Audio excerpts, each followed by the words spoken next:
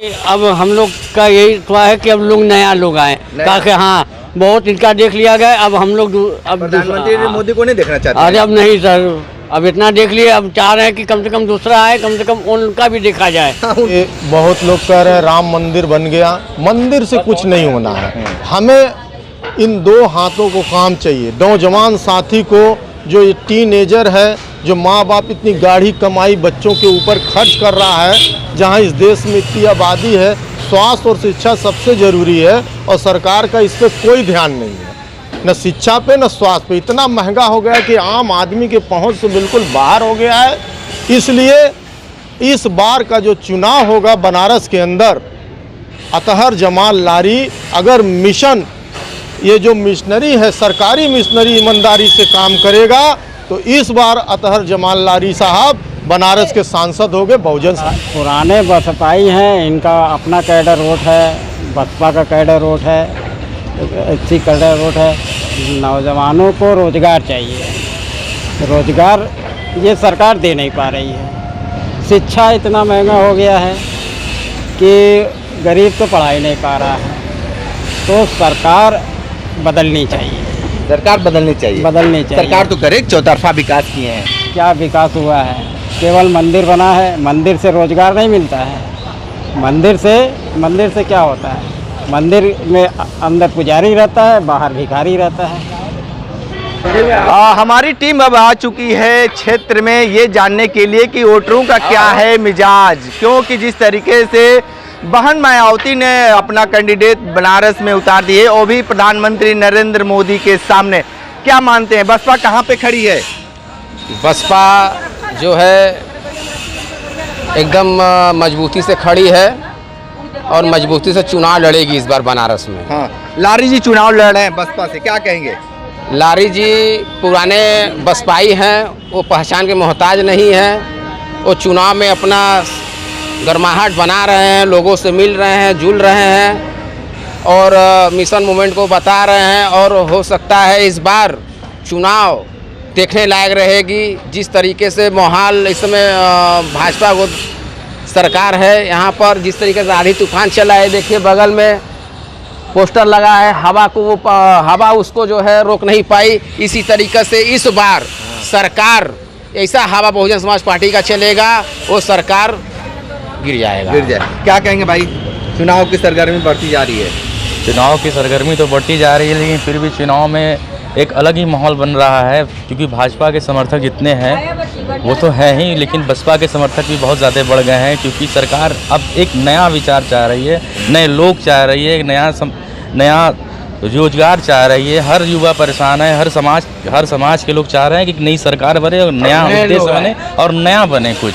इसीलिए लोग क्या चाहते हैं ये सरकार? हम ये चाह रहे सर कि अब हम लोग का यही तो है कि अब लोग नया लोग आए ताकि हाँ बहुत इनका देख लिया गया। अब हम लोग अब प्रधानमंत्री मोदी को नहीं देखना चाहते। अरे अब नहीं सर, अब इतना देख लिए, अब चाह रहे हैं कि कम से कम दूसरा आए, कम से कम उनका भी देखा जाए। उनको भी देखा जाए, ठीक है। क्या कहेंगे, सरगर्मी लगातार बढ़ता जा रहा है। आज के दौर में देखिए बहुत लोग कह रहे हैं राम मंदिर बन गया, मंदिर से कुछ नहीं होना है। हमें इन दो हाथों को काम चाहिए। नौजवान साथी को, जो ये टीनेजर है, जो माँ बाप इतनी गाढ़ी कमाई बच्चों के ऊपर खर्च कर रहा है, जहाँ इस देश में इतनी आबादी है, स्वास्थ्य और शिक्षा सबसे ज़रूरी है और सरकार का इस पर कोई ध्यान नहीं है, न शिक्षा पे न स्वास्थ्य पे। इतना महंगा हो गया कि आम आदमी के पहुंच से बिल्कुल बाहर हो गया है।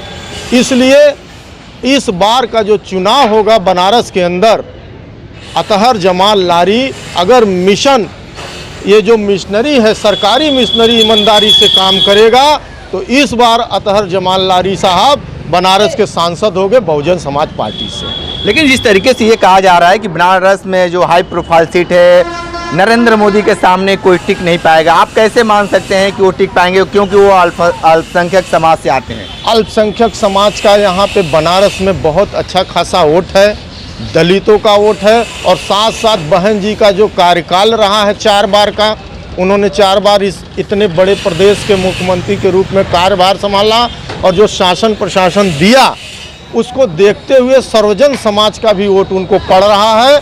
तो निश्चित रूप से अगर प्रशासन का इसमें रवैया ठीक रहा तो अतहर जमाल लारी साहब इस बार चुनाव जीत रहे हैं बनारस से। बनारस से जीत रहे हैं। बिल्कुल आप क्या मानते हैं, प्रधानमंत्री या अतहर जमाल लारी? अतहर जमाल लारी। अतहर जमाल लारी में क्या दिख रहा है कि आप लोग उनके अब सपोर्ट में आ गए हैं? पुराने बसपाई हैं, इनका अपना कैडर वोट है, बसपा का कैडर वोट है, अच्छी कैडर वोट है। नौजवानों को रोजगार चाहिए, रोजगार ये सरकार दे नहीं पा रही है। शिक्षा इतना महंगा हो गया है कि गरीब तो पढ़ाई नहीं पा रहा है, तो सरकार बदलनी चाहिए। सरकार बदलनी चाहिए। बदलनी चाहिए। सरकार तो करे, चौतरफा विकास किए हैं। क्या विकास हुआ है? केवल मंदिर बना है, मंदिर से रोजगार नहीं मिलता है। मंदिर से क्या होता है? मंदिर में अंदर पुजारी रहता है, बाहर भिखारी रहता है। मंदिर से भिखारी बढ़ते हैं, रोजगार नहीं पैदा होता। रोजगार नहीं पैदा होता है। थोड़ा सा और बताइए, क्या कहेंगे जिस तरीके से लगातार चुनाव की सरगर्मी बढ़ गई है और इस बार का क्या माहौल रहेगा?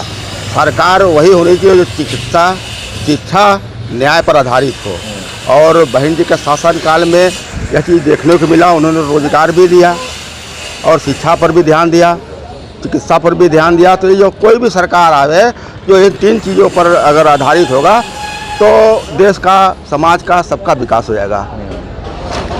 अच्छा, जिस तरीके से लगातार ये कह रहा है कि भारी भरकम के साथ यहाँ विकास हुआ है, विकास तो हुआ है, फिर वोट दीजिए बीजेपी को आप। भाई देखिए, वोट जो है हमारा व्यक्तिगत मामला है, इसको हम शो नहीं कर सकते हैं कि हम किसको वोट देंगे। हाँ। ये हमारा निजी मामला है। इस पर जो है तो बीजेपी को क्यों नहीं पसंद कर रहे हैं आप? हम ये नहीं कहेंगे कि हम पसंद करें कि नहीं कर रहे, ये हम तो जब वोट देने जाएंगे उस समय हमको पता चलेगा कि कौन वोट किसका दिया। लारी जी चुनाव लड़ रहे हैं, अतहर जमाल लारी बसपा से और बीजेपी के सामने लड़ रहे हैं। किस तरीके से चुनाव देख रहे हैं आप? एक बार देखिए, ऐसे तो बहन जी को एक बार पीएम बना दे तो देश में बहुत बड़ा विकास हो जाएगा, क्योंकि वो संवैधानिक तौर पे काम करती हैं। उनका जो कार्यकाल जो रहा उत्तर प्रदेश में बहुत शुद्ध रहा। तो हर आदमी चाहेगा कि ऐसा कोई नेता आवे जो इस पर देश के विकास के बारे में सोचे। और रह गए धार्मिक बात में, तो धर्म के लिए तो बाबा साहब अम्बेडकर ने खुद ही लिखा है, सबको आज़ादी है अपने अपने धर्म को मानने की। कोई मंदिर में जाए, मस्जिद में जाए, गुरुद्वारे में जाए, उससे वो आपका निजी मामला है। निजी मामला ठीक है। तो देखिए, तमाम लोग अपनी अपनी राय बेबाकी से दिए हैं। ग्राउंड जीरो से रिपोर्ट कर रहे थे, हमारे साथ बने रहिए कैंडी बनारसी के साथ। हमें दीजिए इजाज़त, नमस्कार।